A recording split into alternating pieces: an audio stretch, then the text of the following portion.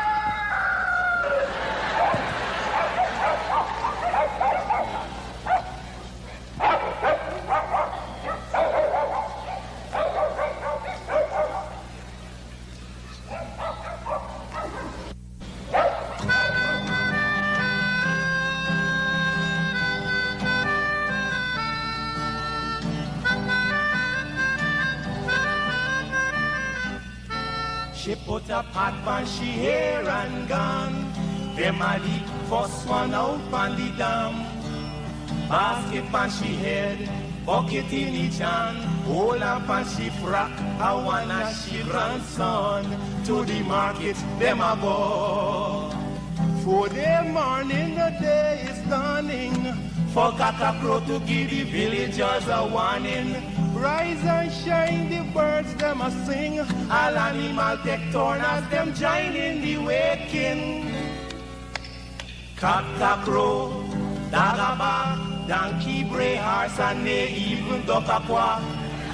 Cockacrow, dagabag, donkey, bray, horse, and they even duck a quack.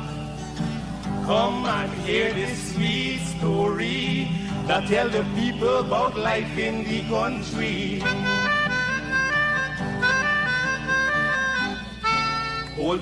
Hello, this is attorney Shellen Washington, owner and founder of the Washington Law Firm located at 455 Utica Avenue in Brooklyn, New York. We're specialized in medical malpractice, personal injuries, matrimonial law, and landlord and tenant. If you're in need of legal representation, please give us a call today. The number to call is 718-877-3100. Consultation is free at no cost to you. So call us today to see if we can be of any assistance to your legal needs. Again, the phone number to call us is 718-877-3100.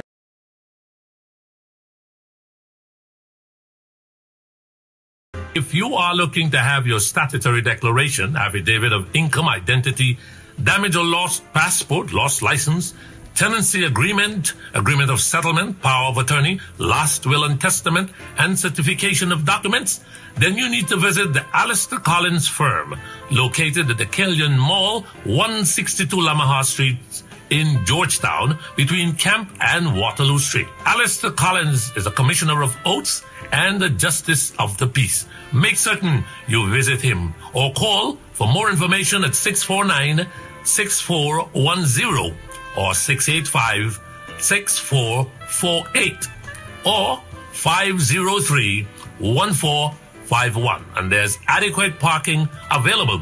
Go down to the Alistair Collins firm and have all of your legal issues settled and brought to the fore. Alistair Collins firm. Contact them at Alistair Collins firm.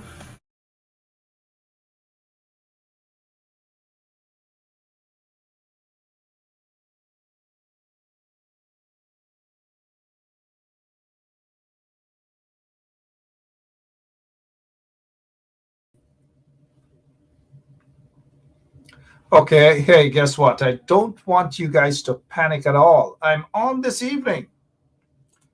Good evening to all of you. Welcome to Straight Up. My name is Mark Benshaw.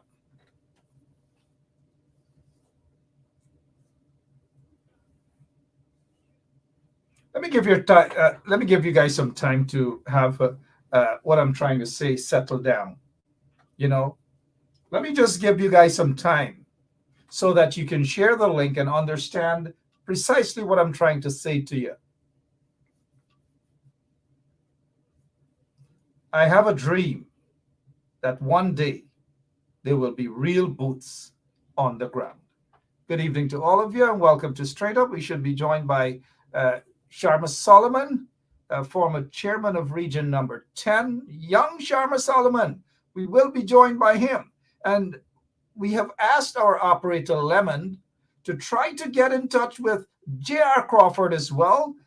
We have also tried to reach out to Ganesh Mahipal. He just responded and he said they are a bit caught up at the moment. And so I understand that. They are caught up. They're trying their best, but the bill wasn't killed. The bill wasn't killed. And if you were watching what took place in Parliament or what they consider to be Parliament today, I don't know. You ought to be embarrassed. But embarrassed at the same time, not surprised, because that is what the PPP is all about. They don't care about embarrassment. They don't care about democracy. They don't care about country. They don't care about people. They are not patriotic. For the most part, they are a bunch of political hooligans, described and masquerading themselves as honorable men and women. Some even pretend as though they are folks of God, the man of God, self-described bishop, and all these manner of things. But if you have witnessed what transpired tonight in the Parliament of Guyana, I don't know. But I'll tell you guys this. I'm not a pessimist. And sorry if I'm sounding that way. But I really, really do not see a bright future for Guyana under this corrupt, racist installed regime. I just do not see that. Mind you, I wish that I'm wrong. I wish. But the evidence is there. It is glaring. It is right in front of our eyes. Look at the hooliganism that transpired today. Starting from the Speaker of the National Assembly. Look how these guys behaved. Is that democracy? Is that what the country has turned into? Is that what the legislative branch has turned into?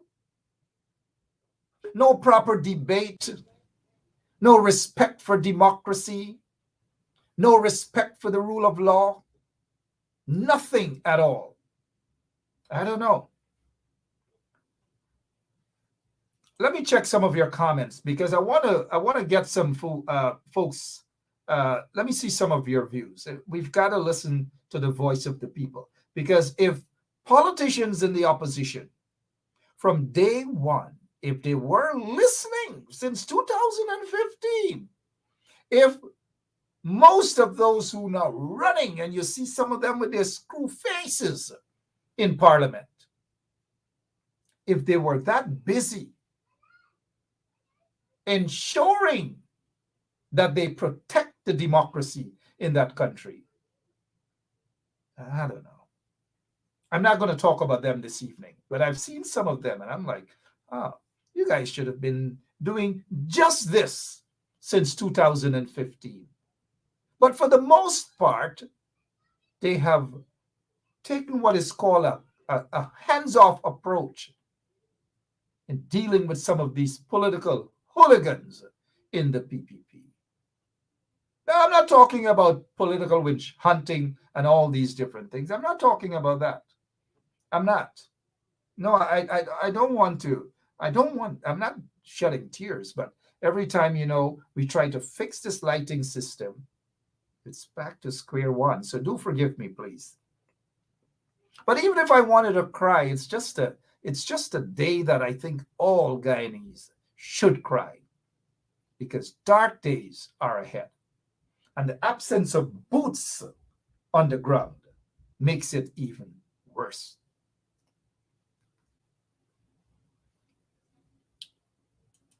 Sharma Solomon, good evening. Good evening to you. Good evening. Good evening, Mark. Good evening. I don't know how you're feeling about this situation in Guyana. I just don't know how you are feeling. But at the end of the day, it is not good news for Guyana. It is just not good news. I know that you have been monitoring this, apart from, because I'm a father, you're a father, we understand what it's like to have little kids in the house. So we have to focus on that as well. And I'm sure you have been juggling with your kids and also watching and monitoring what has transpired in Parliament today. Let me get your take on that, sir. Mark, again, thanks for having me on, and good evening to your audience. I think, and quite frankly, this matter should escape not a single Guyanese. Not only for the gravity of what it relates in terms of our economics and what it relates with regards to our future, but what we see within the highest decision-making forum of the legislature and what is taking place in Parliament does not hold well for what Guyana is becoming as a state. And I think it is important we give regards to what we see our parliamentarians, more so those in the opposition, are prepared to do on behalf of the people of Guyana. Let us not forget, Mark, Article 13 allows them to do this. It allows them to ask questions. It allows them to be part of the decision-making process. And when you have a government that is prepared to move outside of consultation, of ensuring you have meaningful consultation, then it leaves very little options for a parliamentarian. And I commend them. I commend them because, let us not forget, history should not escape those who are today condemning those parliamentarians. When we saw the late past president, Eddie Jagan, who took similar steps and similar approaches when it became necessary to ensure that the voices of the people were heard and ensure that Parliament knew exactly what those voices wanted to be represented. So I think it's important, no matter where you are, and as you spoke of ourselves having young children, this is an issue that will affect our future. And I believe it is most important that every single Guyanese take cognizance of what is taking place in Parliament and sound their voice in opposition so that they can tell the government, the PPP government, that this matter will not escape us. And we will demonstrate that whether it's in the streets or whether it's in Parliament, we will protest their action. To unilaterally move, to amend the motion, to amend a bill, to amend something that is with little oversight, that this government is prepared to move in, and then to claim that oversight will come from the Auditor General, and to claim that oversight will come from the Parliamentary Committee of the Accounts Committee. We see what is happening with these committees, Mark. We see what the Auditor General himself is claiming, that he doesn't have the resources and the tools to overlook many of the other agencies, including the oil and gas sector. So how can the president now say that this is going to be our oversight? How can the president say that Parliament, even more so the vice president, is going to be the oversight when we see that they're willing to railroad Parliament and not even give the members of Parliament who's asking for this bill to be properly looked at, debated, so that they can get an objective opinion on what is taking place. So I think not only for every Guyanese out in the streets, in their homes, but even in Parliament, I want to commend our parliamentary opposition for taking such a strident action this evening with regards to that bill and its amendment. All right, they give it a shot. That should have been more aggression, should have been a long time back, because the PPP saw the soft spot of the opposition.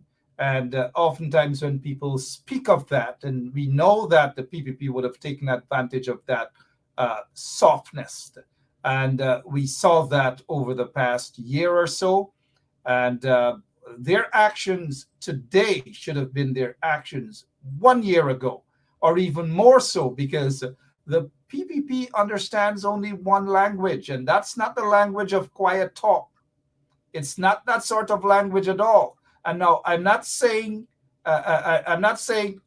violence. I'm saying a different language. And oftentimes when you talk to some of these politicians who are in position and the opposition side, they seem to think they know it all. And were they listening to the people, the voice of the people, possibly the turnout would have been different. What is your take, speaking of turnout, Mr. Solomon, what is your take on today's little protest action?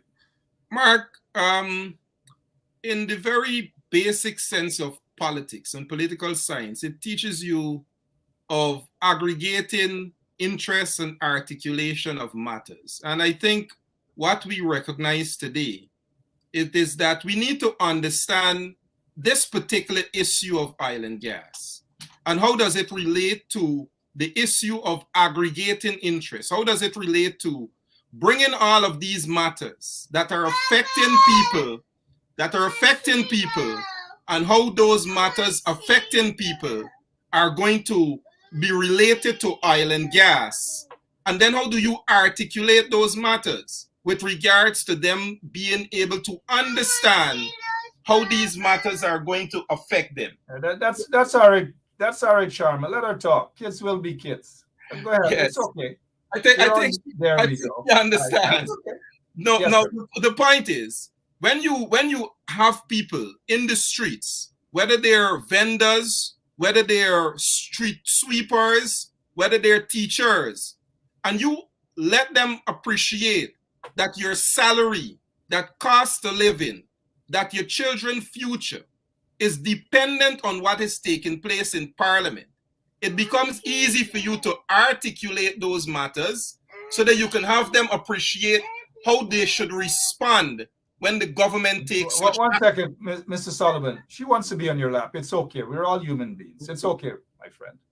So I think it's important, once you have people to appreciate that, the outcome of them coming to give demonstration, to protest, becomes easier, Mark.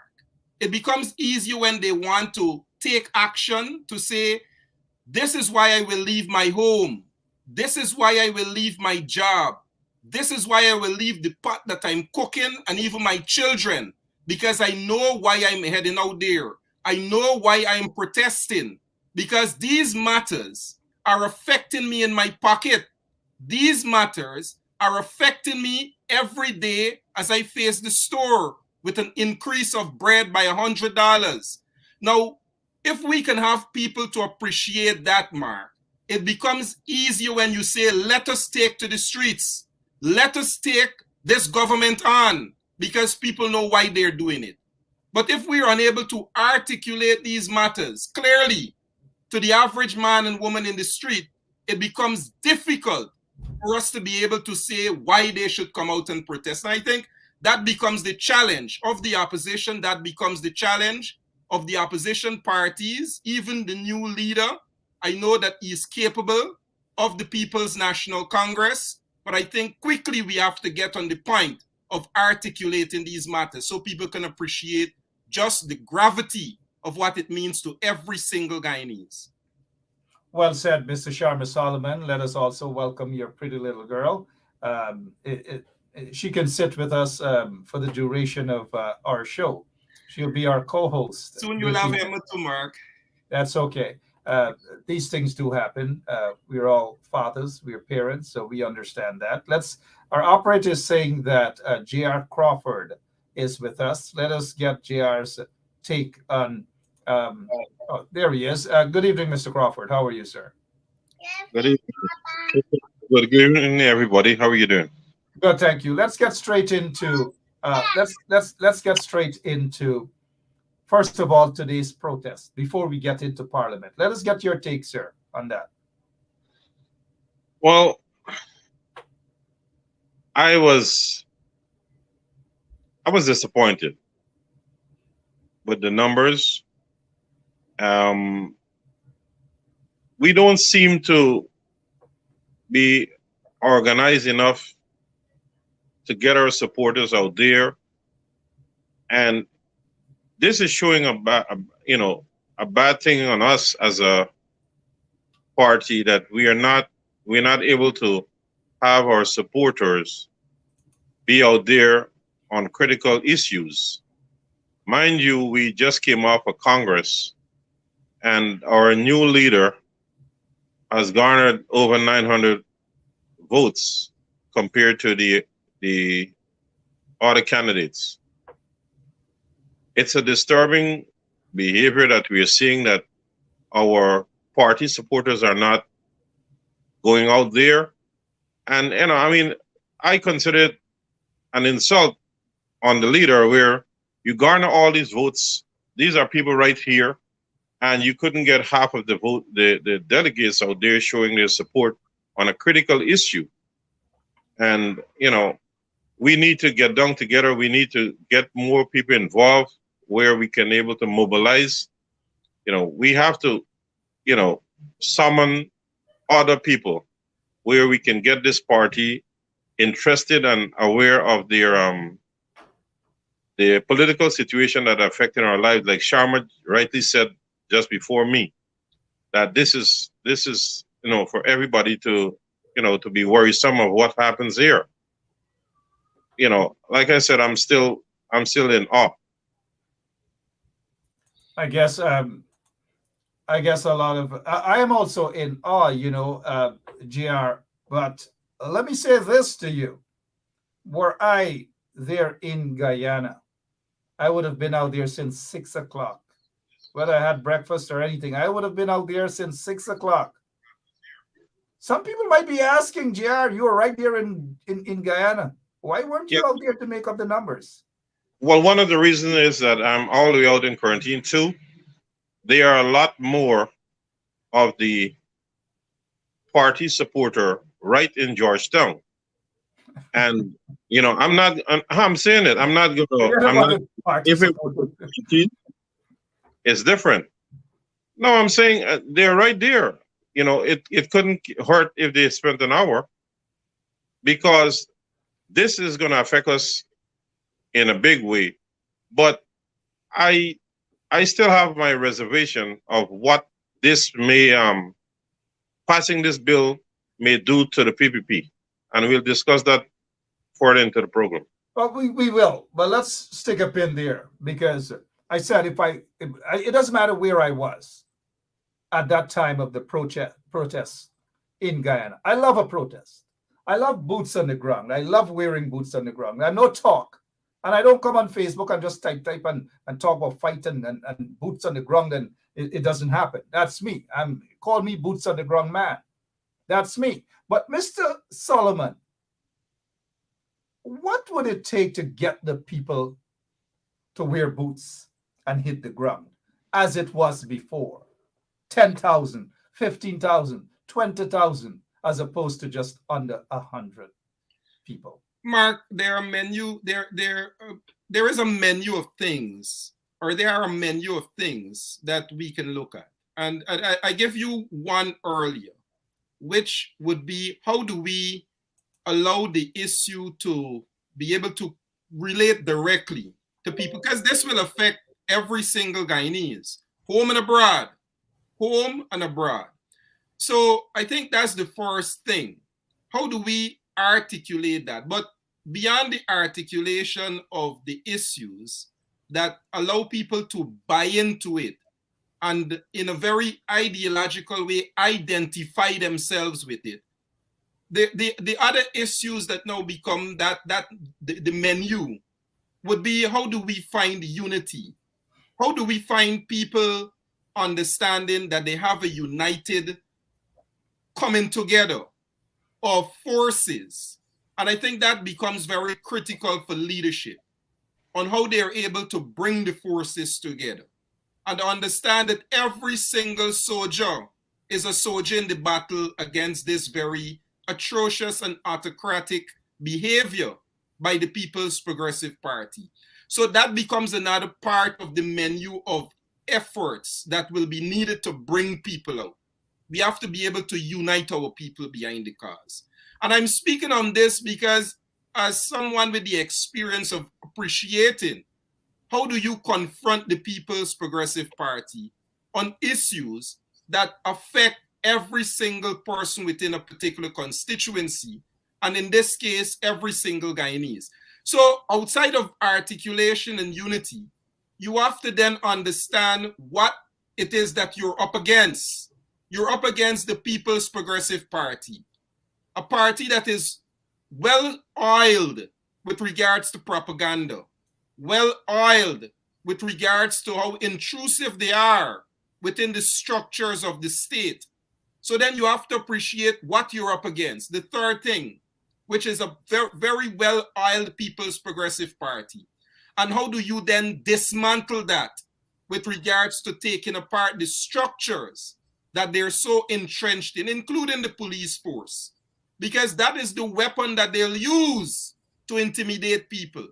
Those are the weapons, whether the structure becomes the police force, and this is why I'm very encouraged by our parliamentarians to dismantle that structure of parliament where we have a speaker who's prepared to just allow everything to roll over. So those are some of the coordinating efforts that are needed. So those in parliament must be able to coordinate with those who are taking extra parliamentary actions. Those who understand that they have to bring forces together must appreciate the importance of every single soldier in this struggle. And those who understand that they have to communicate effectively with the masses must understand what sort of message and messaging that they need to take to the people. So I think it's very important that you have to find that sort of coordinating effort, Mark, so that people appreciate that not 100, not 1,000, but tens of thousands of people are needed to stand up against this People's Progressive Party government that is taking advantage and blindly moving ahead against the wishes of people. How do you bring that message, Mark? As I said earlier, Article 13 is on the platform on which you have to stand with regards to inclusionary democracy. This is not inclusionary democracy. And people must know in the long term, what does this mean for them when the government is excluding them from a very important piece of legislation and just bulldoze their way to a point where there's no consideration for the implications of their action. So, very important, Mark. There are a series of things that can be done that by the end of this week, the entire Guyana could be able to mobilize against this very autocratic behavior by the People's Progressive Party? Mobilize indeed. They've been trying to mobilize, trying to get boots on the ground. It's a tough task, not impossible. It was done before on numerous occasions in Linden, in Georgetown, in other places. Too many excuses, too many people typing on their keyboards, all manner of excuses that we hear. This is something so important. Never should they have been under 100 persons out there today. Never. It should have been minimum 10,000 persons. Shut the place down. Shut the country down. I have absolutely no apologies in saying that. And whether Jack did they like it or not, too bad, right? At the end of the day, sorry about that. At the end of the day, this is an insult to democracy. It's an insult to all Guyanese, irrespective of their political affiliation. And therefore, all Guyanese need to stand up and have their voices be heard and say no to the bill. Not because the bill has been passed under questionable circumstances. It can be withdrawn. And I hope it is. Because that $400+ million sitting in the Federal Reserve Bank in the United States, it can be another level of this struggle to prevent the PPP from getting its hands on that money. All avenues should be exhausted to stop them from thieving the oil money. That is what it's about. Let's get past the protest, Mr. Crawford. We understand a lot of people didn't go out, including yourself. You could have jumped in your vehicle, drive to town, snap a picture to say that you were there. Mark, Barbies can I interject? Hours away. No, can I interject something? Sure. On these protests, I will stay away from it as much as I can, or I would actually stay away because I have a hair trigger temper, and I will not. I'm not a guy who will, be taken, pushed around by the police or anything. So it's best for me to abstain from such activities, because when you look at the behavior of this current administration against the masses, too much long talk and this pussyfooting, I don't subscribe to that. You don't have much patience for that. I understand. No, I don't. You know how it is. I have known you for about 60-something years now. Mr. Sharma, if you can indulge, I want to ask Mr. Crawford about his take on how the bill was passed today. The kind of like toggery on the part of the PPP today in Parliament. Mark, I have a different view of what has taken place. I think that it will work in our favor. You see, we don't have the majority there. So whatever they bring is going to pass. The behavior of our representation now in Parliament has to step their game up. Now, the people can do whatever they want. They can go and put their hands on the money. If they misappropriate this fund, it's going to help the coalition in a big way, because the supporters of the PP are already complaining. The supporters of the coalition are complaining. It will mobilize the coalition supporters much more. And these are grounds for us to force an early election, one way or the other. So all is not lost from this bill. This bill might be, in a sense, an act of God, where the current administration has actually overplayed their hands. Everybody is complaining about what they're going to do if they misuse the money that is there for the people. I am sure, regardless of who have put those people in power, will not sit back and allow it. And this may be a good thing for the country, to show once and for all who was actually being placed there and for the wrong reasons. So I'm actually optimistic that this bill will be to our advantage.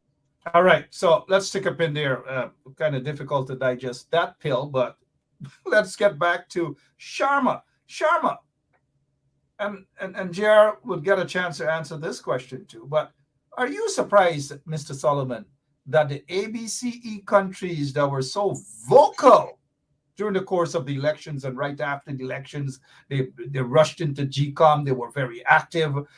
They were constantly in touch with the head of GCOM. They barged into her office. They did all manner of things, man.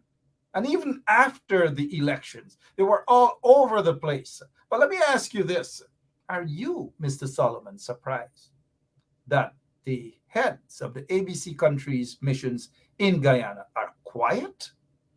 Mark, you have to look at the history of oil and what oil economies, especially in small state developing nations, that is more so with a colonial past, and what that sort of environment holds for these Western countries.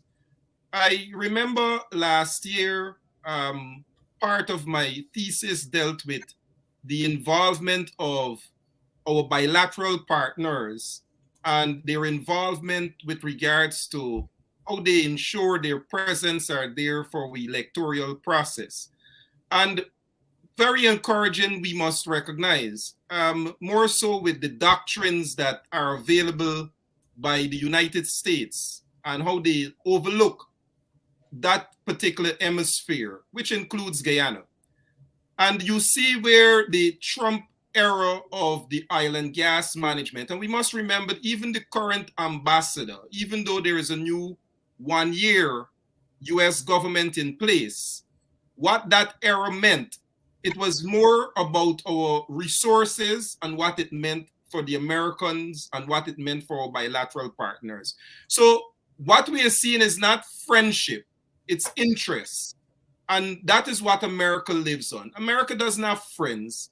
America got interests.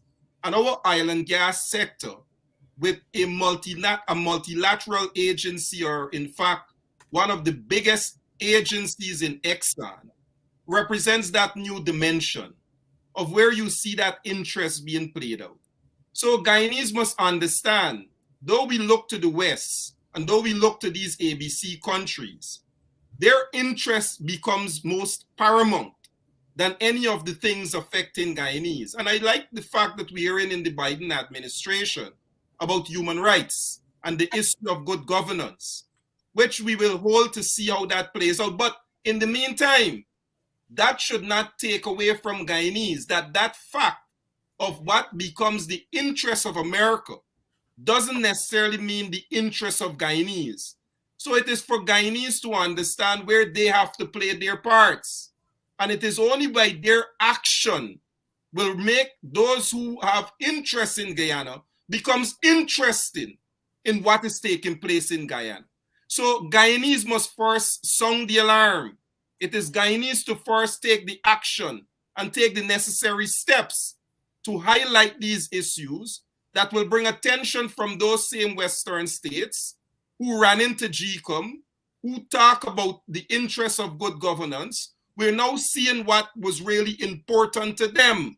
And we must demonstrate what is important to us and our interests that will bring their attention to the issues that are affecting Guyanese. So we must not take lightly that there is a friendship among states, but just interests that are being represented. And we must understand that we have to be the ones defending our interests. I got you. The Guyanese ought to stand up and defend their interests, because those missions, heads of missions and so forth, are protecting their country's interest, whether it's business or whatever. And sometimes they just plaster this thing to make it look as though they believe in democracy, because we saw what played out with then Secretary of State Mike Pompeo. He wasn't concerned about democracy in Guyana. He wasn't concerned about free and fair elections in Guyana. He wasn't concerned about transparency. He wasn't concerned about legitimate votes being counted. He wasn't concerned about the independence of the judiciary. He wasn't concerned about that. He was concerned about oil and billions of dollars, the money, the economics in this, in his interest, maybe his company. You never know, because he ran a company out there in Arkansas. Is that where he's from? And his business partner, when he became director of the CIA, he took his business partner with him at the CIA agency whilst he was director. And they had a company that was actually making products and selling to oil companies. So we all understand, at least I do understand, where Mike Pompeo's interests were. It was not about democracy. We saw what played out in what he did after Joe Biden was elected by the people of the United States of America. Mike Pompeo never accepted that victory. In fact, even after the time was set, which is January 20th, for the inauguration of elected officials, Mike Pompeo even said, he went further to say that Donald Trump will be sworn in for a second term. Now, why am I saying all of this? To support what you said in terms of interest. We saw the contrast here. Listen to this for a quick minute. Mr. Secretary. Hi. Is the State Department currently preparing to engage with the Biden transition team? And if not, at what point does a delay hamper a smooth transition or pose a risk to national security? There will be a smooth transition to a second Trump administration. All right, we're ready. The world is watching what's taking place here. We're going to count all the votes. When the process is complete, there'll be electors selected. There's a process. The Constitution lays it out pretty clearly. The world should have every confidence that the transition necessary to make sure that the State Department is functional today, successful today, and successful with the president who's in office on January 20th, a minute afternoon, will also be successful. I went through a transition on the front, and I've been on the other side of this. I'm very confident that we will do all the things that are necessary to make sure that the government, the United States government, will continue to perform its national security function as we go forward. So you believe there's widespread voter fraud, that the reports that we're getting from Pennsylvania, from Michigan, showing vote totals in massive leads or significant leads with 99% reporting are going to be overturned, and that the United States failed to conduct a fraudulent free election? Rich, I'm the Secretary of State. I'm getting calls from all across the world. These people are watching our election. They understand that we have a legal process. They understand that this takes time, right? It took us 37 plus days in an election back in 2000. We conducted a successful transition then. I'm very confident that we will count, and we must count every legal vote. We must make sure that any vote that wasn't lawful ought not be counted. That dilutes your vote if it's done improperly. Got to get that right. When we get it right, we'll get it right. We're in good shape. Should foreign leaders not be calling We're in good shape. President-elect Biden? Who was next? You heard that, but I want your comment, Sharma, when we get back. But the ABC countries, their missions in Guyana, J.R. Crawford, they're very silent. Your take on that, sir?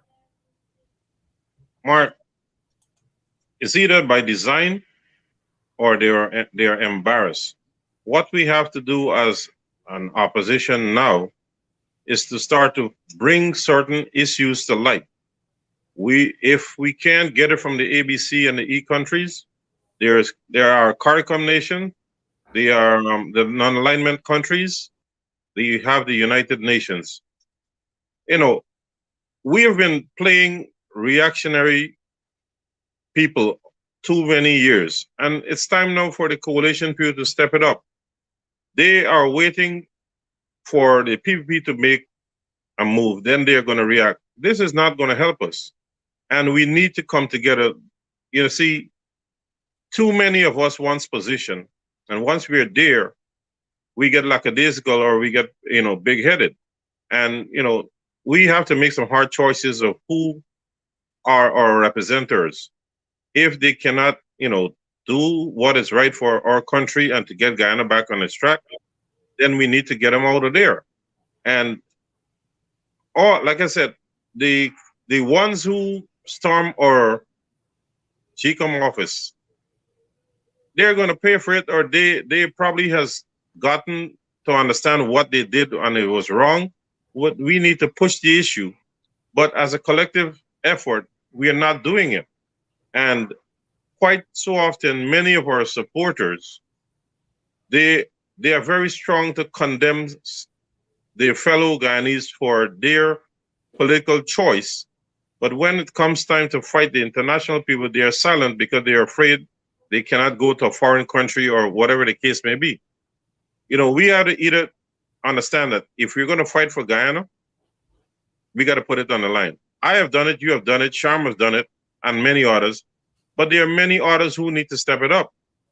But they don't want to do it. They're fighting among themselves, and many are afraid to confront the PPP on what they're doing. And, you know, they're quick to criticize you for your belief. But when it's time to come out there to do what is right or to bring something to light, they're not doing it. And also, there is a dirty trend that's developing where some of the younger coalition people are crossing over for a few dollars, and they're destroying their own brothers and sisters. I mean, it's a centuries-old behavior, but it's got to stop. If that is curtailed, the PPP will become a weak force. A lot of people will disagree with me with the way I think, but it is what it is, and I call it as it is. And I'm hoping that this current parliamentarian and our opposition team, be it Norton or Harmon, whoever, you know, it is, we need to reach out and consistently across to international people where we can get all our issues that we are facing looked at. And again, the protests that, you know, they are going to help a lot. All right. Thank you so much, J.R. Crawford. Always nice to hear your views.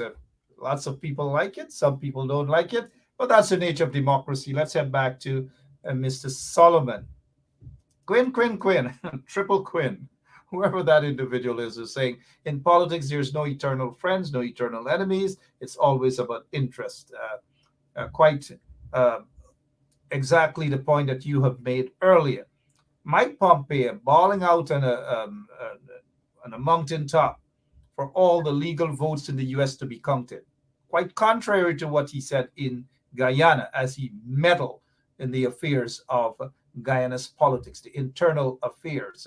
He even went after the judiciary and all these things. You heard the hypocrisy there. Your take, Mr. Solomon. Mark, it is quite simple. When you look at, as I said earlier, those doctrines, whether it's the Monroe Doctrine and the claim to ensure that they make this hemisphere the backyard of America, you know, that eternal claim that it is only the Americans that could interfere, could have any sort of control over management. It is what we recognize within a superpower. It is what we recognize within a not multipolar, but unipolar political system of the world.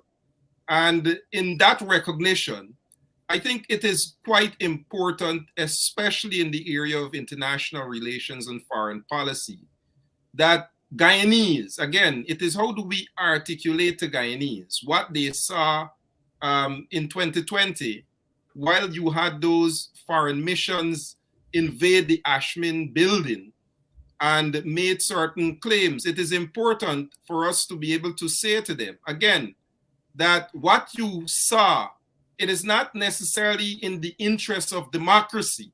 Because let us not forget that you had this matter move to the issue of having every vote recounted. And in that recount, and in that recount clause, it provided for a few things. And it is those same foreign missions that only accepted the first part of the four of the principles that they should have acceded to, which was who got the most votes, and even going to the courts to have those votes tossed out. Now we saw our appeal court saying that that petition 99 is still valid, so that we can go through all the elements of the principles of the recount clause.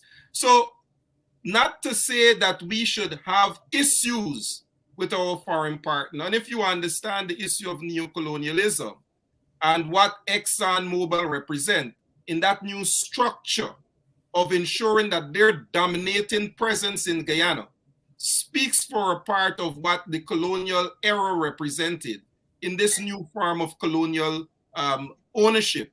We have to then say, how do we confront that? Our confronting that doesn't mean to challenge foreign powers. It means we have to stand up for our own rights. We are the Guyanese people.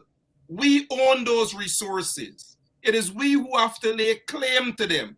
It is we who have to say in whose interest and to whose benefit will they be used. And then those powers, by bilateral relation, by bilateral agreements, will ensure that they play their parts. So though we saw what took place with Ashmin and during the election cycle and the overlooking of the recount legislation, the recount principles, it is we who have to, as in our courts we are doing, and compliments again to Risedale, Ford and the opposition, but more than the courts as we represent that, we the people have to take the action. I'll give you this example, Mark.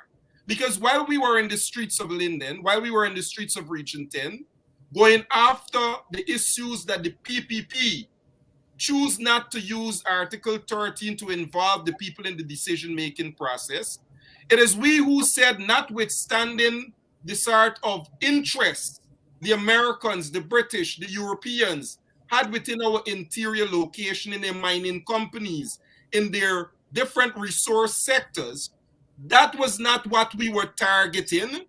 What we were saying as a people is that our government must listen. And if you are our friends, you in the ABC are our friends, you have bilateral commitment beyond the extraction of resources. You have a fundamental principle to uphold, which is to ensure good governance prevail in all democracies. So we will get their attention, Mark, but it is we who have to ensure we play our part in our streets, as is outlined by every single Guyanese, to be able to take the right to protest, to be able to take the right to stand in defense of their interests. And then those partners, then those bilateral partners will subscribe, as they usually would. But we, Mark, as a people, must not wholly and solely depend on outsiders to fix our problems. We have to be able to fix our problems. We have to be able to confront those who we give the legitimate authority to, whether that is through an electoral process or those who sit in government through installation. We have to ensure that they work on behalf of the people of Guyana. So I don't want people to believe that we have to look at those outside forces as friends or enemies. We have to let them know in our interests where we want them to act, as we did in Guyana. Well said, Mr. Sharma. We'll get back to you. We have the leader of the opposition, the Honorable Joseph Harmon, with us for a few minutes on phone.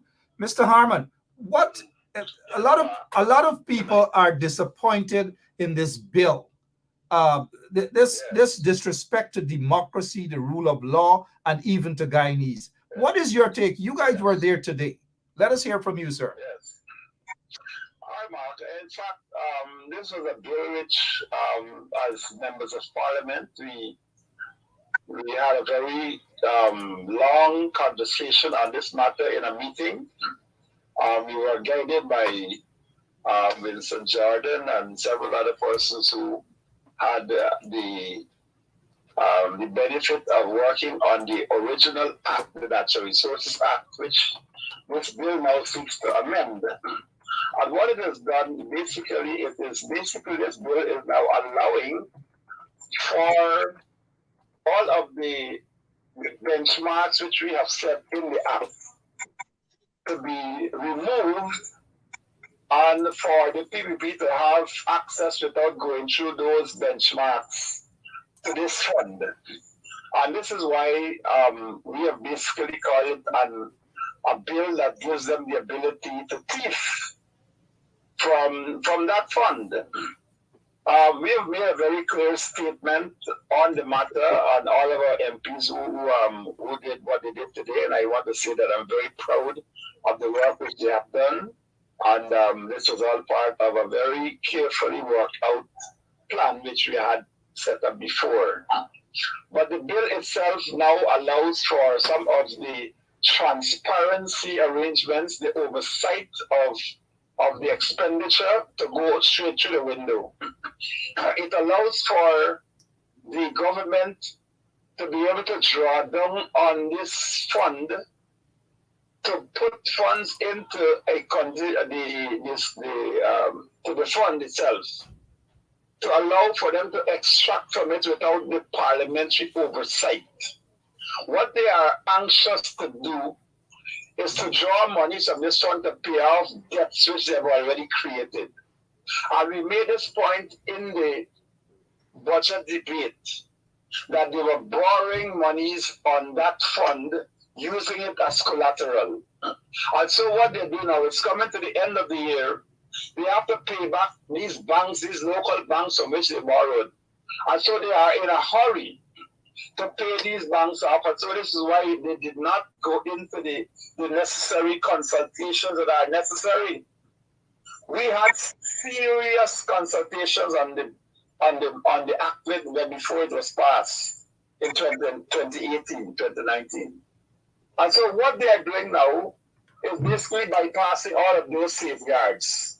It's really what they are breaking down the guardrails of democracy so that they can actually put their hands into the fund without the necessary safeguards. One of the questions speak about is a board, yeah, a board of 7 persons, of which 1 is from the opposition, and they can now decide on the other 6. So what we're having is now an unbridled attempt to be able to go and access those funds without the necessary parliamentary oversight. Let me ask, well, what is the, sorry, sir, thanks for your time, though, as we saw what played out today in Parliament. What have they done that is illegal? Because I'm hearing that in order for bills to be debated and a vote to be taken, parliamentarians ought to be seated, or the mace ought to be in there. Explain that to people, please. Well, the mace is the authority of the parliament. My understanding is that what they sought to do was to replace the mace by a smaller mace. And that is, in fact, once the mace is not there in its seat, the actions which take place after that are unlawful and illegal. And so that opens this bill to legal challenge, because they're going to try to hustle and pass it through. And so it's open to legal challenge. And the attorneys on our side have actually started to look at that even before this event in the parliament, to look at how we can challenge this bill legally. There's too many Guyanese organizations have actually come out to say that there was not enough consultation. They were not consulted. But the government intended to use whatever the majority they had in the National Assembly to make sure that they can get past the mindset and the will of all of these Guyanese organizations and the Guyanese people that have said, no, you cannot do that. So really what we are seeing is an administration that has no regard for the Guyanese people, and that they will do whatever they feel is right for them. And so what we are basically going to see, Mark, is a step up in this type of actions that are necessary for people to take when you're dealing with an administration which is acting in an illegal manner. And so this is not just now about AP and AFC. This is now about all of those organizations in the country that have actually come out to speak about it. And so we are looking at a series of actions which I know will probably take place, that basically says to this administration that we've had enough of this illegality and we're going to take the necessary steps to ensure that you do not continue in this way. You don't put your hands on these funds in this way. You see, when they put this money into what they call the consolidated fund, it now becomes what they call the fungible funds. So how we had it, you have to identify projects, and these projects are to be funded based on the Parliament having a say in the matter. Parliament approving of these projects which were to be funded from the Natural Resources Fund. What they are doing now is to say, look, we're going to take 50% and then 25%, and then before you know it, almost all of that funds in there will have been expended in a way that is fungible, that allows for the PVP, for Elephant Alley and Barra Jaglio and Ashton Singh to spend that money in the way that they see is necessary. But what they're going to be doing is paying off debts, which they have already created for this country. You know, another question. I know your time, and you have to probably go and do some other stuff. Let me ask you this though, because I didn't pay much attention during the last few minutes of Parliament there, but some folks are asking, what is the status of the bill right now? Mark, the bill has been passed in the Parliament. Right? The bill has been passed, and it will have to become an act after it is assented to. Right? And I'm sure that by tomorrow or the day after, they will hurry and hustle to assent to it to make it law. But I think that even though that is so, we as a people, we will have to stand firm against it, and we'll have to file whatever necessary actions need to be filed in every forum. That is the courts and on the streets or wherever that is necessary. All right. Speaking of the streets, before we go and boots on the ground, Yes. were you satisfied with today's turnout? Well, Mark, I would not put a comment on it, because I think the Guyanese people are now becoming aware of what are the major issues that confront them. A lot of people, after the fact, say, well, why we didn't do this, why didn't we do that? But I think that they are now becoming aware of what is happening, and more people will become incensed by the actions of this government. And I think that today is basically one of those times when the Guyanese people will have to basically say, well, look, this is not going to go the way it has to go. This is not good. So there are some people who have actually stood up there who came out, and some people who come out all the time. But a lot of Guyanese people, they just sit back and they expect that some people will do the work. So the rest of them have to come out. Yeah. All right. But again, before we go, this bill was actually gazetted. They proposed their intention to have this bill passed, gazetted on the 16th of December. Enough time to mobilize. Well, Mark, it's not just about enough time to mobilize. It's also about the time to consult. It's about time to consult, because when you gazette a bill in December, the 16th of December, and you're bringing it on the 29th of December, you're bringing it in a period when you know that the Guyanese people will be engaged in Christmas activities and so on. So this is deliberate. It is deliberate the way and the timing for which they brought it out. And I think many commentators have spoken to the fact that the timing of this bill, that they brought it at that time, and they just give it enough time for it to be legally brought before the House and for it to be passed. They did not expect any debate or so, because they know that, look, this thing is not, it's incense the Guyanese population. And so many organizations that expect to be consulted, even organizations in the private sector that have actually come out to make statements about it, that at least a caring administration would listen. But what we have now is an administration that does not listen. They don't care And so once they want to make sure that anything that has to do with funds, that has to do with money, they can pass it. But it's not just the parliamentarians alone will have to deal with this.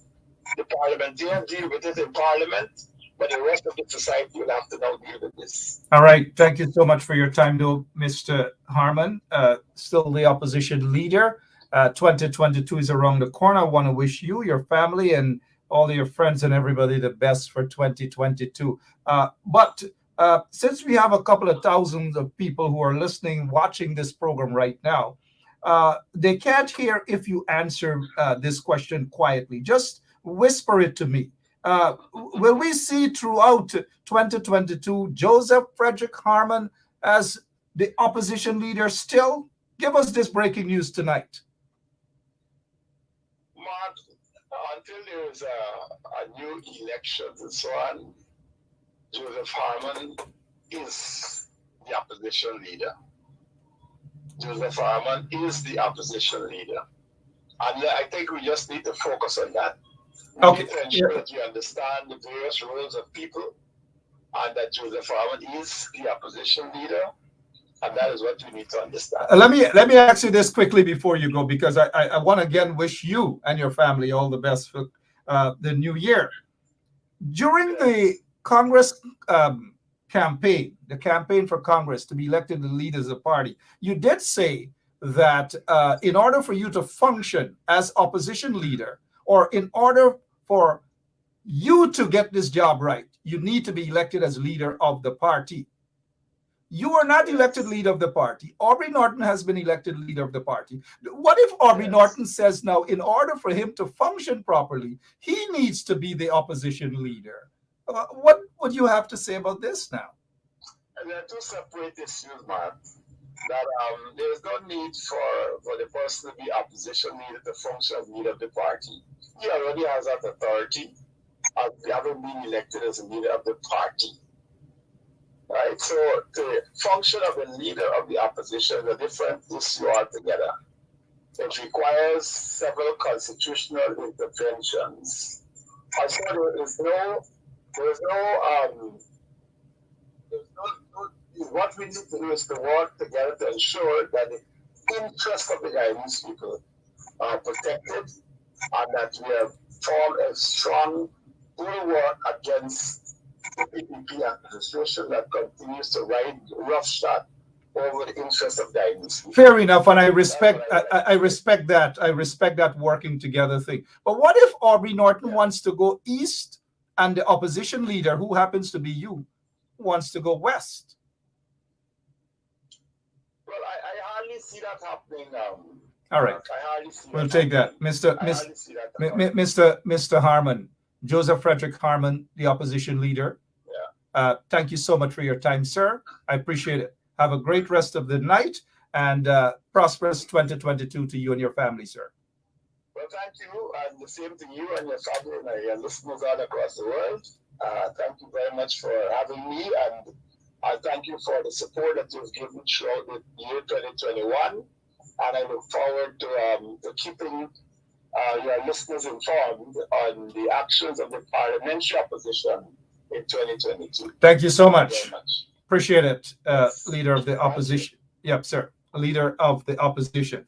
I've noticed that someone saying that Aubrey Norton was elected as leader of the opposition. Please, guys, do not confuse it. Mr. Aubrey Norton was elected leader of the PNCR. And that is what I was trying to iron out with Mr. Joseph Harmon, since he said during the Congress campaign that in order for the opposition leader to be effective, that person needs to be the leader of the party. Now, he's not leader of the party. And now going back to what he said, in order for him to be effective, he has to be leader of the party.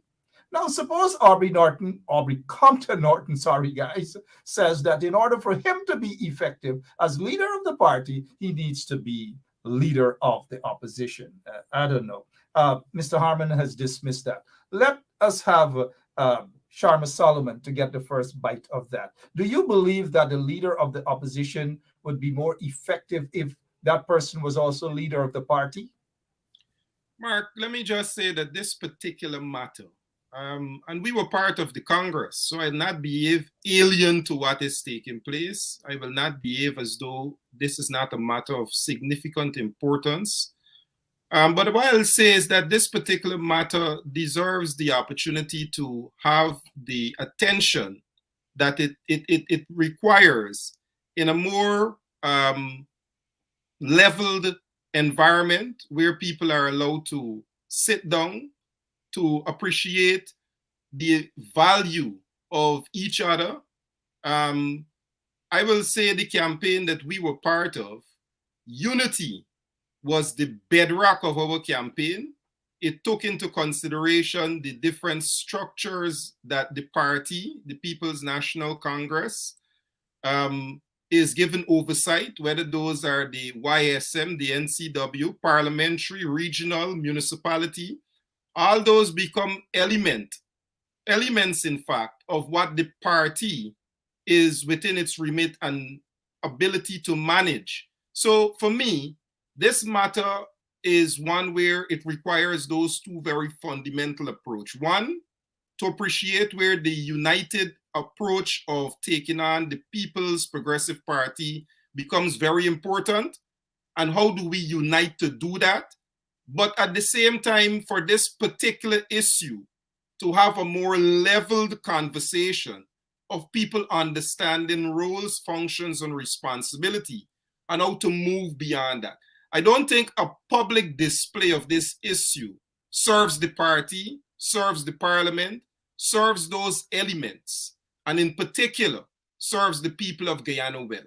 And I am certain that with the involvement of all stakeholders in the party and out of the party, this is going to be a matter resolved in the interests of the people of Guyana.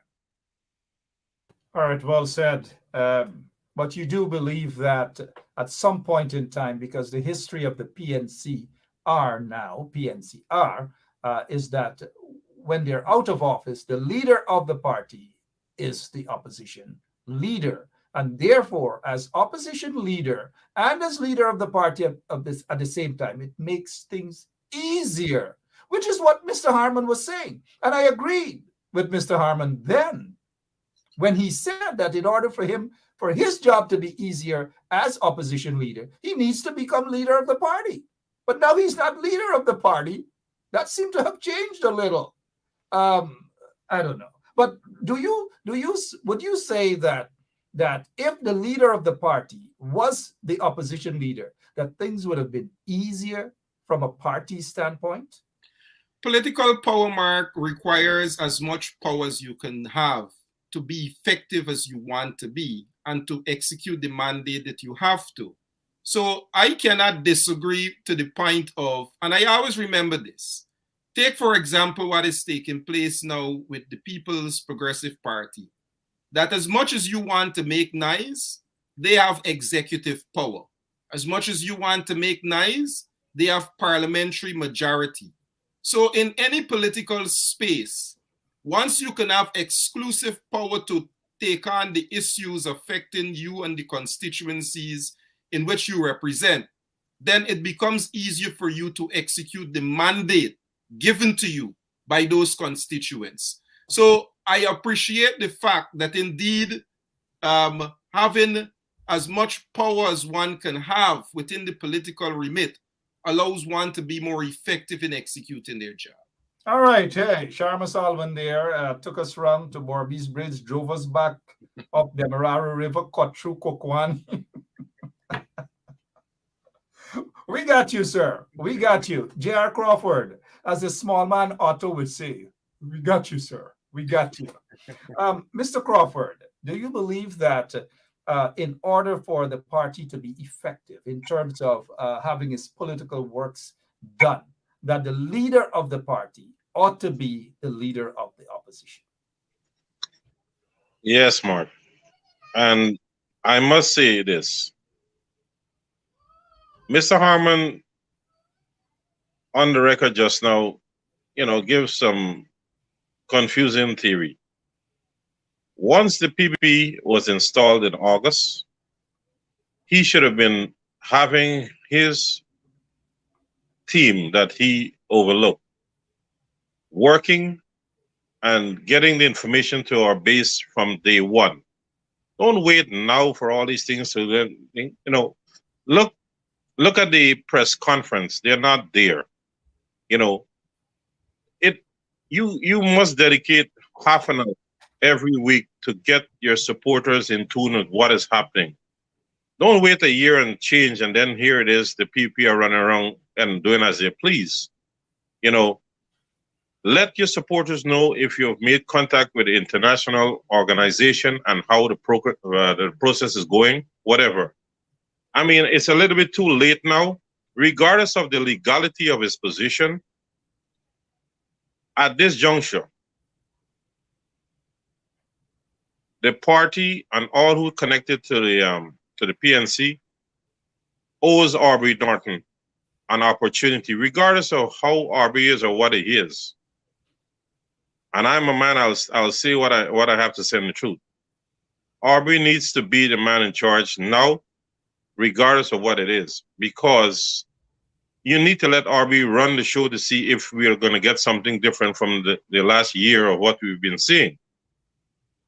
And, I'm not going to run around the issue and saying that, hey, because me and Aubrey don't, sit on the same page. The guy was elected to be the leader. There should have been a discussion of a period of transition period between Mr. Harmon and Aubrey. And Joe has done a lot for us, and we need him. But at the same token, maybe we'll see a lot more on the streets if Aubrey is the leader of the opposition. Maybe we'll see a different bargaining behavior with the current administration. Wait a minute, JR. Wait a minute. I'm actually seeing that the people who were disagreeing with you half hour ago and wanted to throw you over the Borbis River are actually liking you now. No, those Hey, people, I just love Guyanese politics. Sharma, I don't pay attention to some of those. Look, 1 second, Mr. Crawford. 1 second. We just love Guyanese politics. We love Guyanese. They love you now, JR. But continue talking. No, I mean, fair is fair, right? Regardless of the legal status where Harmon enjoys there as the opposition leader, we have to look at the big picture. And the same thing I say with the PNC, myself and Norton are at ends on certain issue. I do not care about that part. I'm looking at the big picture of the party or the coalition as a whole. Mr. Harmon, as a stalwart and as a very important member of the party, there's nothing wrong with stepping back to go forward. And look, if Norton mature and comes of age after 20-something years as being labeled as a obstructionist, then we're good. We have converted him and make him a good leader. He has the opportunity to convert himself and to be a good leader from all of the mistakes that he have made. So Harmon needs to look at it as for the people of this country, as he had said, 200 and something thousand. I don't think Mr. Harmon was effective enough, and he was a formidable opposition leader towards this current regime. I'm not knocking his ability to do a lot of things for the party. He can coach and benefit the party in many other ways. But right is right. The delegates have spoken. We must respect what they wanted. Give the man a chance. If he makes it, we are happy. We'll all benefit. If he stumbles, then there's another Congress. We'll put somebody else who, look, there's a young Sharma right there. So let's give him an opportunity to see what he can do for us. You know what, JR? I must admit, we're looking at the time, but we can still we can have some more time here. The fact that you're talking this now, people want you to come back on tomorrow, right? Well, I don't have. Well said. You've given your point. Let me ask you this. Sorry, Mr. Crawford. Let me ask you this, Mr. Solomon. That do you believe that as leader of the party, Aubrey Compton Norton, you believe that he should be in Parliament? Certainly, Mark. I believe that he is on the list. I believe that obviously, if he gets into Parliament, it is not to be subservient. He is the party leader. Of course, the delegates have spoken. But I believe this particular matter that we're musing over and we're having a conversation on is best played out. And I give you a couple elements that make up the menu for success. And I said to you, one of them must be unity. It is most important, as I mentioned when our campaign was launched, the first thing that we talked about was unity.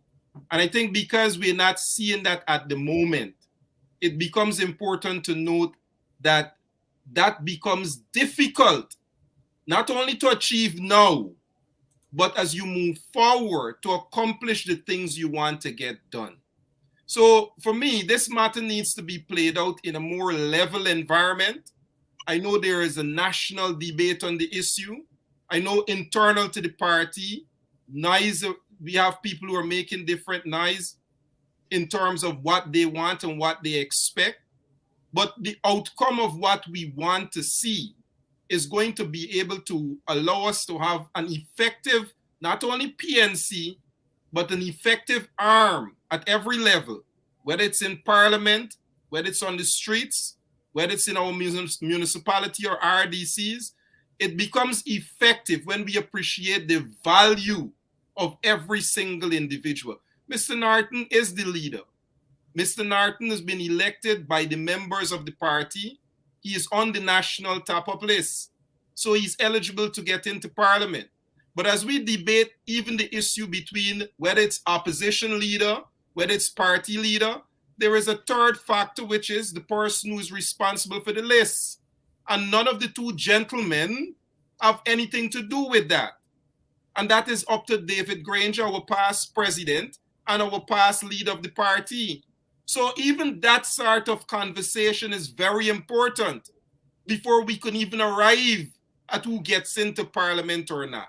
How do we ensure that even at the level of David Granger, what part will he play in ensuring that this sort of transition becomes possible? So it is a deeper indulgence of what we want to say than just saying who should be and who should not be, beyond just what we see before us, Mark.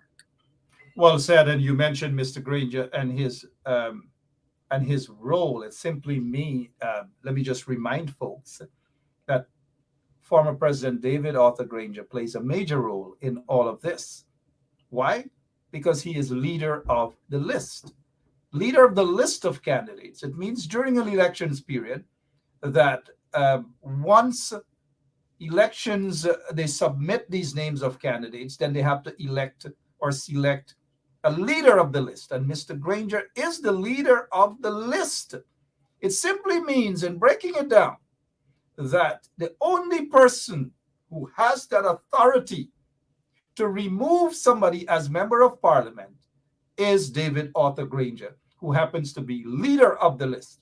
Now, not because Aubrey Norton is leader of the party means automatically he should be made leader of the list. It doesn't work like that. It's a bit confusing, it's a bit complicated, but it doesn't work like that. Mr. Granger is leader of the list. He gets to decide whether he wants to recall Ganesh Mahipal or he wants to recall Sherwin Holder. I'm just using those names as examples, mind you, right? He has that say. He also has that say if someone is recalled. All he needs to do, mind you, is to write or send the speaker a letter saying that I want, as leader of the list, David Arthur Granger is asking that X, Y, or Z persons be recalled. And that's it. They will be recalled. At the next sitting of the National Assembly, the Speaker of the National Assembly will read this letter. And whoever it is that has to be recalled will have to vacate their seat or seats in Parliament immediately. It's done with. No question asked. And then David Arthur Granger has that power to say,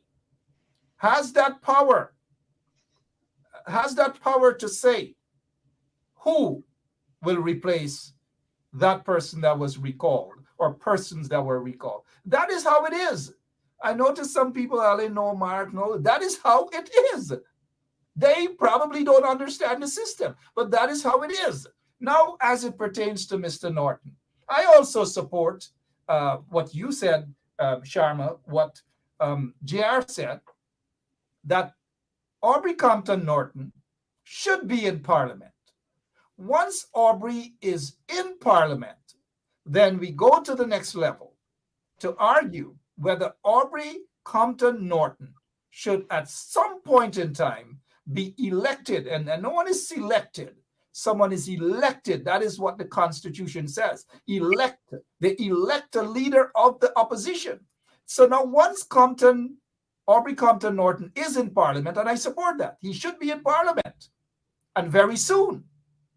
So once he's in Parliament, the next level is, should Mr. Joseph Frederick Harmon be replaced as opposition leader? Now, that is a matter for them to decide. But I do believe that at some point in time, Aubrey Compton Norton should be given that opportunity to be the opposition leader of Guyana. That's just my opinion on that. That's just my opinion. You know, I'm seeing some confusing individuals who I have just explained the process very, very, very, you know, in a manner that everyone can understand. But I don't know. I noticed a guy from Linden saying that it's being misdirected. That is how, Sharma, you have been there before. You understand how this process works. Mark, I know, for example, while I was part of, in 2015, my name, in fact, as far back as 2011, and it was Harold Lachman who headed the list in 2015. And every time we wanted to either find out, object, or to inquire, it was Harold Lachman who we needed to have those inquiries be made to. And likewise now, it is difficult for you to not appreciate the role of the leader of the list. That's how our parliamentary democracy works.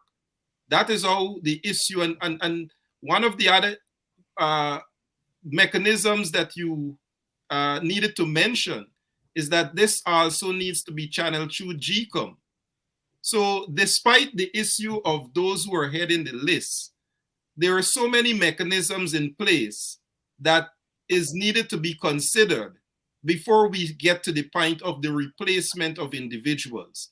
And I think that is my point to begin with, Mark, that this matter need not such the public spectacle unless people can properly articulate this to their respective individuals who are supporters and who are onlookers of the process, to understand exactly what they're looking at, lest they be misrepresentative of the issues and not be able to understand and appreciate those who are involved. And I think that is what we are doing. And as we do that, that is the point I made to you about unity. As we do that, like today, the People's Progressive Party is putting one on Guyanese, is taking advantage of every single structure in terms of oversight of how they're dealing with our resources. So unless we could properly bring this matter to the level where we can level-headedly deal with it and articulate it better, that is what we're going to be doing. Creating confusion in the minds of our supporters while the PPP is taking advantage of our treasury and of our state. Well said, Sharma Solomon. You know, what is causing the confusion with a lot of people is that they do not understand. And this is with all due respect to some of the people who don't understand, but they want to pretend that they understand. The list system, again, in breaking it down, David Arthur Granger is the leader of the list. Simple as that. He is the leader of the list. He gets to decide who goes into Parliament and who goes out of Parliament. He is the leader of the list. Again, I am breaking it down. Don't let anybody tell you guys anything else. That is a fact. It is law. The leader of the list is David Arthur Granger. No one else gets to decide who goes into Parliament and who doesn't. Let me give you guys a quick rundown. JR, sorry about that. Let me give you guys a quick rundown. When they have local government elections and they go around the horseshoe table to elect, some may say select a mayor, the party would, before that happens, decide on who they want. In the case of Obraj Narain didn't just put his hands up and say he wants to be the mayor of Georgetown. The party decided that before, or someone seen in the party. And so when they go around the horseshoe table, those members, those councillors are told that they have to vote and elect that person as the mayor. In the case with Mr. Harmon, of course, he was chosen by the leader of the list and then the leader of the party. I don't know if Central Executive had anything to do with that, but the members of Parliament were told to elect because that is the term in the Constitution, to elect. So no matter how we twist it and turn it, Joseph Frederick Harmon was elected leader of the opposition, right? And now somebody asked a question. God forbids. What happens if something happens to David Arthur Granger tomorrow? God forbid. Then what happens? Who becomes the leader of the list? And here we go. Some of you may want to suck your teeth. You know who becomes the leader of the list? Sharma, you're smiling. Tell them who becomes the leader of the list. Joseph Harmon. No, not Joseph Harmon. The deputy leader of the list. Let me see if JR knows. Go ahead, JR. JR? That I can answer, my friend. Good. Thank you so much. The deputy leader of the list is Kemraj Ramjatan. Yes. Yes. Come on, guys. Do your homework about the list system. Yes. And believe me when I talk about the list system. I know about the list system. So what makes it complicated? Sorry for bragging a little bit there, guys. But what makes it so complicated is this. There's a threesome, political threesome.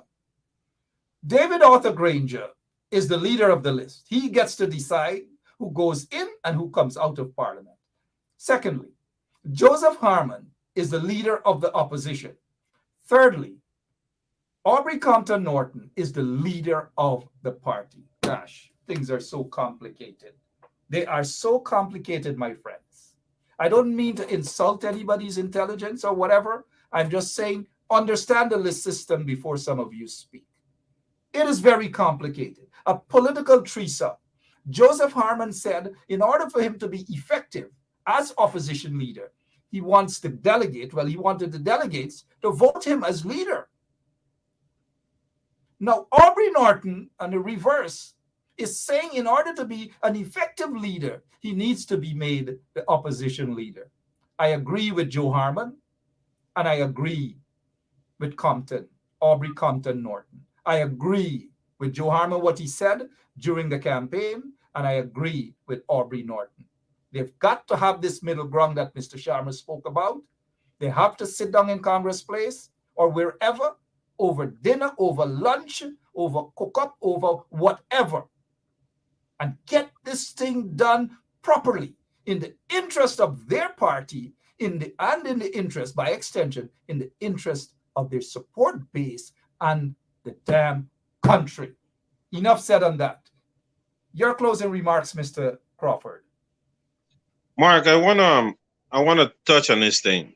Regardless of the legality in this position with Mr. Granger, Mr. Harmon, and Mr. Norton, in the interest of Guyana as a whole, I think this issue should be resolved as soon as possible, where Mr. Norton has the opportunity and the power to lead the coalition or the PNC and the APNU, because what we've seen from the time the election was handed over on August 2nd it's a lackadaisical effort.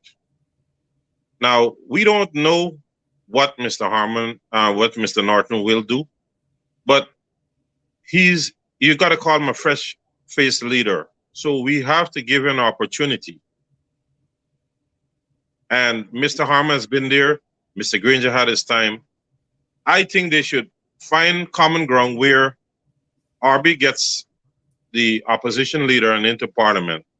And let's see where the party goes, because right now, we are not being represented properly. And like I said, Joe had his time for over a year. Mr. Granger had his time. He did a wonderful job prior to the election. So at this time, regardless of what the law says or all this legality and all this nonsense, they need to sit down ASAP, get Mr. Norton into the position that the people of the coalition voted for. If Mr. Norton does well, all well and good. If he doesn't do well, then there's another Congress coming up. But we should not be holding on to these legalities when we are not using that same energy to hold the PPP comparable of what they're doing. We are good at finding loopholes within ourselves, but we are not using that same energy to fight the opposition, and look where the country has gone. There is time when, yes, the law is there, but we have to find ways and means to get things moving. The people are crying out for different leadership. Give the people what they voted for, or else we're going to risk losing, fracturing the party more and more. I mean, you might wonder, or Sharma there, being that we support a different candidate during the Congress, but right is right. Our candidate got whipped. Harmon got whipped. The people, the majority, badly beaten. Your Right. candidate got badly beaten. No. I would say that our voters. I'm just teasing you, Mr. Crawford. Your closing remarks. I'm just teasing you. No, because it was a direct assault on Harmon. So our voters voted with the Norton people to get Harmon out. If you know of that situation, let it be. Give RB a chance, because as the more we lollygag with this thing, the PP is getting a free rein. Cut to the chase, get the emergency meeting, get the guy in the position. All right. Give him. Well said, Mr. Crawford. Well said. Lots of people liking you again. You're back in their good books. Listen, You're back in their good books. I see it, right? A lot of people might agree with me, but the country is more important than our political buddies. All right. Look at what's going on there. Look at the statement. The energy level is lackluster. Sure, lots of people are saying you're on point. All right, you're entitled to your opinion, but let me say, and I agree with a lot of what you've said. But before we get into that, I noticed Sherwin Green, good evening to you, Sherwin, is asked who elects or selects the person to be leader of the list. David Arthur Granger was the presidential candidate. And by virtue of that, he gets the first option. And now the party could also decide, which is what Mr. Sharma Solomon alluded to earlier, that in the 2015 elections, the leader of the list was not David Granger, it was Mr. Harold Lutchman. And in order to be leader of the list, you have to be a candidate. Now, we can't just jump up and say, elect Aubrey Norton as leader of the opposition. I don't disagree with that.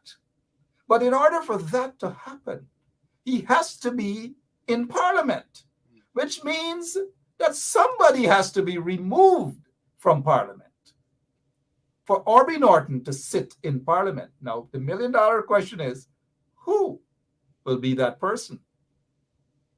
If I have my way, I will say to David Arthur Granger, President David Arthur Granger, put Aubrey Norton into Parliament, or put him in Parliament by next week.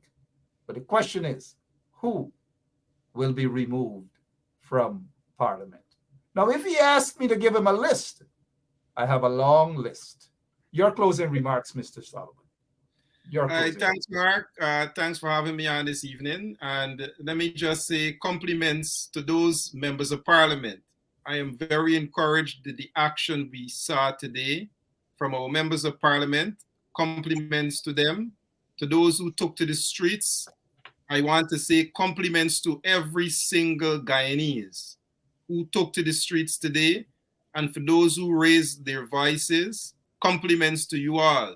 I know that more is needed because the PPP doesn't respect, even though those efforts were made, we saw them still moving ahead with their agenda. But I want to say, Mark, with regards to the issue that we last covered, and it becomes very magnifying of what the campaign mentioned earlier, that though the PPP is an enemy, our biggest enemy and challenge is disunity. And it's playing itself out.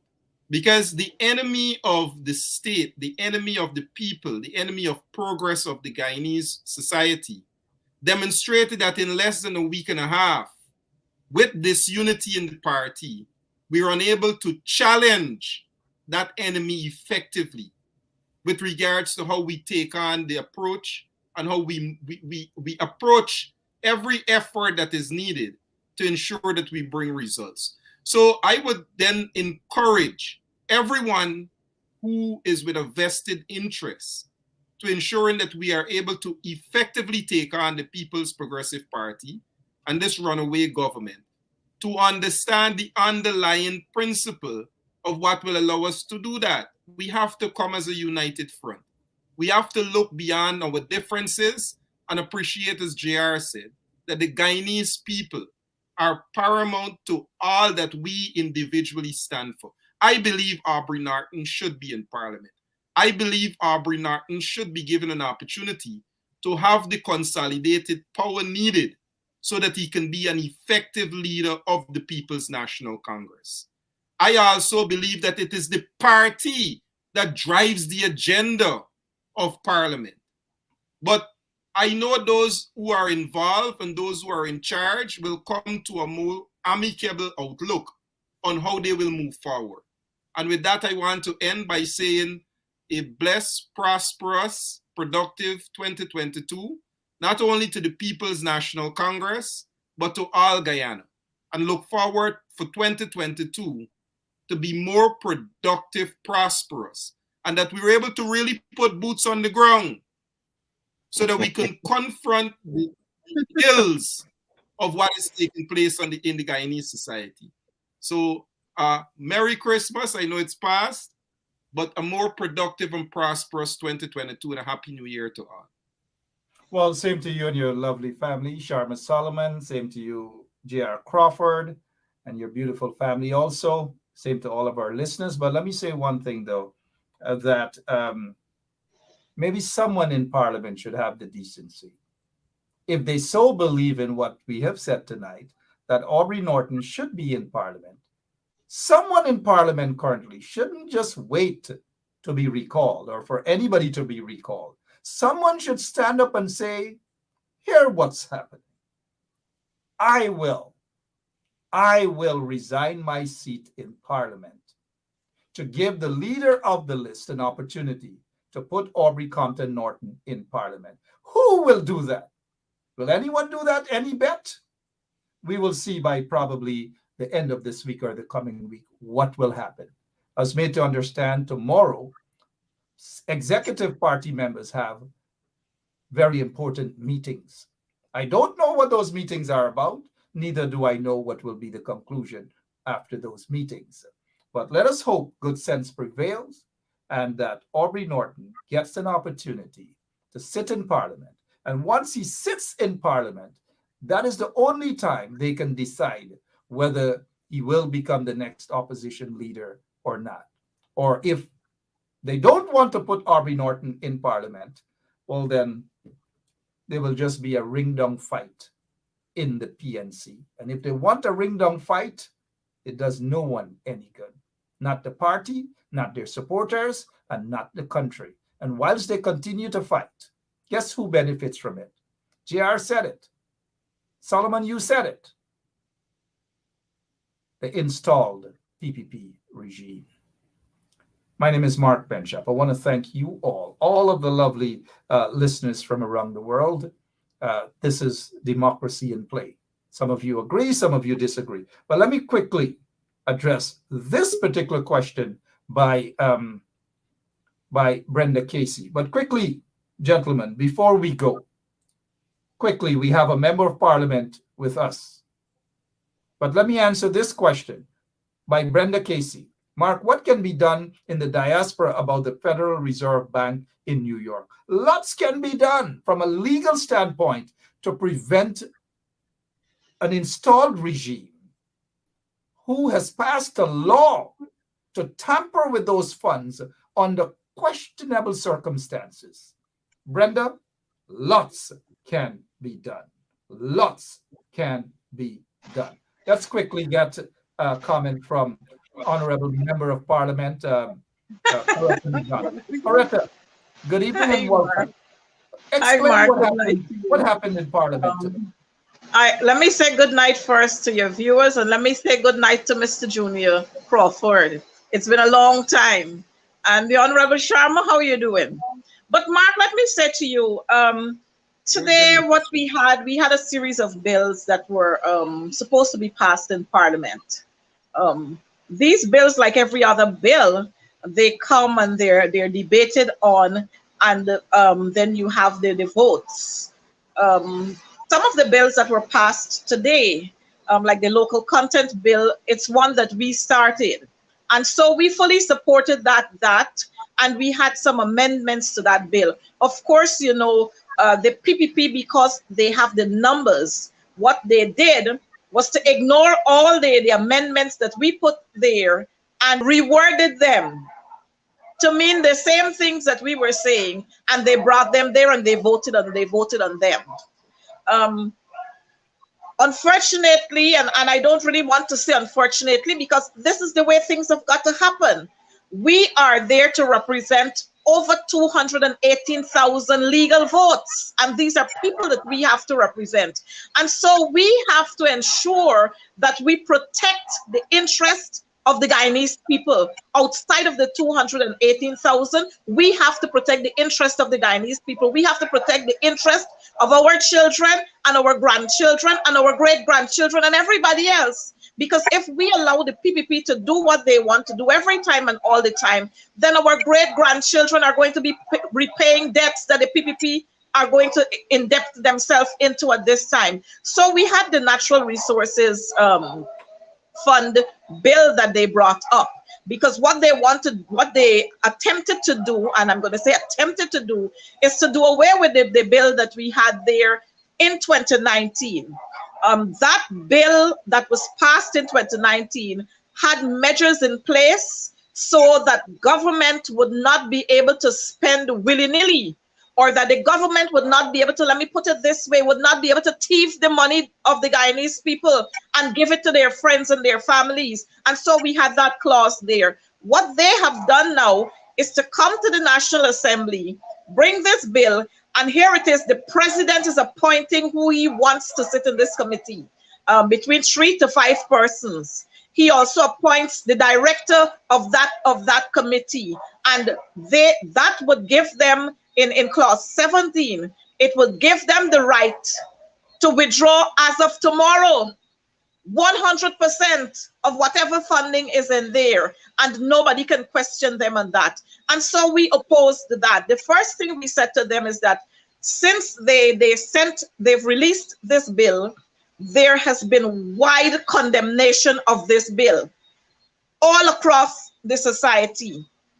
Even people who are living within the diaspora have been condemning this bill, and they're asking for more consultation to be done rather than bringing this bill hurriedly. But the PPP, like their usual self, they decided that they're going to bully their way through. And so the coalition MPs, we decided that we were not going to have any of that. And so we asked through the Chief Whip that the bill be suspended, that we not hear this bill, as a matter of fact, that we not hear the bill now, that we allow for further consultations, because he cited agencies that have come out in condemnation of this bill and that they wanted further discussions on this bill.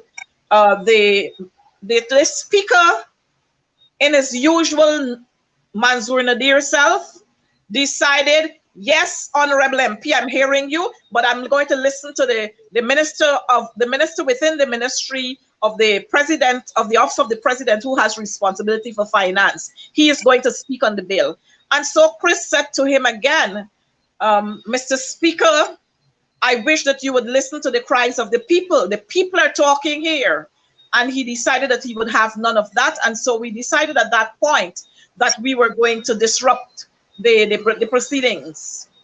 After we started chanting, the speaker got up. As a matter of fact, he started calling the names of our MPs and asking that they sit down or what he's not, and he started making the threats what he's going to do to them. When he couldn't have his way, he got up and he took a 15 minutes break, which went to about 20-25 minutes.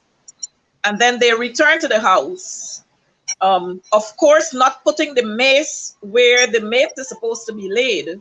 They placed the mace on the speaker's desk at this time, because that's what Gail and Mark Phillips and whoever else went out there, Anil and so on, went out there with them. And they agreed that the mace would not be coming lower down. The mace would be placed on the desk of the speaker, which is illegal. By that time, almost all of the PPP MPs, they were out of their seats. And so he allowed for Ashmi Singh to continue reading, to continue giving why the bill should be passed in the House. And yes, we continue to disrupt the proceedings. We went to the speaker in trying to get him to say, to signal to him that this is not the right thing. The mace is supposed to be lowered down. At all. The speaker has been consistent in terms of being anti-democracy. He is a dead PPP, that's all. But in the interest of time, Honorable MP, and as we wrap up now, where do you guys go from here? All right, Chris, the thing is, Mark, we have already issued our statement because that bill is not legal, because it was passed when the MPs for the PPP voted out of their seats. That's the first thing. Secondly, the mace was not in its place, and so no bill cannot be read and voted upon and accepted if these documents are not in place. As a matter of fact, they went against the standing orders. And so we are going to make, we are going to take legal matters, we are going to take legal steps against what has happened there. And we're hoping that, well, we don't want, let me say hope, because you know the PPP, they have decided that because, let me say this, they are heavily indebted at this time. And so they're trying every means that is possible to hold on to this nation's wealth, to pay whoever they owe, who would have financed their elections campaign, and to fatten themselves, leaving the Guyanese people to become more poor. And so where we are going to go from here is that we are going to disrupt every sitting of the House, as long as it's not in accordance with the standing orders and all the regulations. We are going to disrupt the House. We are going to ensure that we mobilize our supporters all across this country, because it's not going to be business as usual. All right, lots of people like that. I know you've had a very busy day, but I thank you so much, Honorable MP Coretta. That's okay. It so happened that we share the same school, and we share some same teachers and friendship. Look at all three of us, JR. JR, look at your old-time friend. All of us classmates. I think Coretta left us because we wrote Common Entrance when we were 16 or 17 years old, right? Coretta, good to see you though, Honorable MP. Thanks, Mark. And good luck. And it's all about the people's business, eh? All right. Thank you so much. 12 o'clock in the night, 1 o'clock in the morning, I'm ready to get up to do the people's business. All right. Thank you so much. Good. You're welcome, Mark. Good. God bless. Happy New Year to you and your family, Coretta. Happy New Year to you too, Junior. Happy New Year to you too. And I look forward to seeing us working together for the betterment of this country, if not for us, for our children. And I want to say that to all of those who are viewing, whether you're outside of Guyana or you're within Guyana, we have to work for the benefit of our children and our grandchildren, because we've done our parts. And so our children, who are the future leaders, and our grandchildren, we have to secure their future. And well said, Miss McDonald. Well said. In fact, GR already has grand picnic. We don't. He's a grandfather. And the beautiful, beautiful little ones he has. Thank you, Honorable MP. Thank you. You're welcome, Mark. Have a good night. Good, you too. GR, lots of people love you now, including Lemon, sleeping in his basement. He's off the job for 2 days now, locked away, sleeping in his basement. He hasn't called into work today. But thank you so much, GR, for your time. In the event that you don't come back on this show, I know we speak, but I just want to wish you and your family all the best. And give my regards to my good friend when you get off the phone. Tell her I say hi. Thank you, GR. Happy to all our viewers too. Thank you. Thank you so much. All right. And to all of you beautiful people from around the world, boots on the ground, right? I know some of you like me, some of you don't like me, but that's okay. Let's agree to disagree. Not every night you're going to agree with everything that I have to say. But at the end of the day, it is democracy. And we all want the best, not just for a party per se, but for the country. I stand there. That's what I want, the best for the country. And at this time, we don't have the best leaders in that country. People who are installed, people who are vindictive, people who are racist, people who are corrupt. Gosh, I can go on and on and on. All right, tomorrow, same place, same time. Thank you all. Thank you all very much. And let's see here. Since Lemon quit, he hasn't called in today. Let's leave you with something nice, right? Something really, really nice. We'll be back tomorrow, man. We've got to go. God bless you all.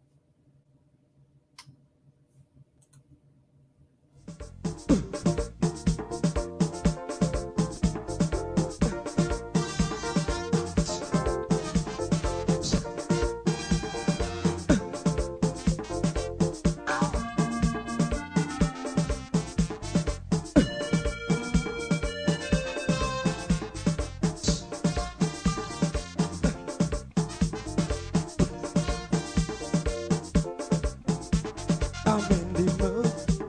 I'm feeling rude. I'm feeling hot. I want to run. The feeling exciting. So darling, let's do something. I wanna rub my body on your body. Body on your body. Let me rub my body on your body. I wanna rub my body on your body.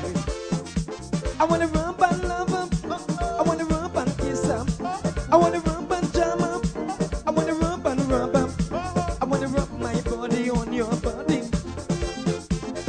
Rub my body on your body. Let me rub my body. Rub my body on your body.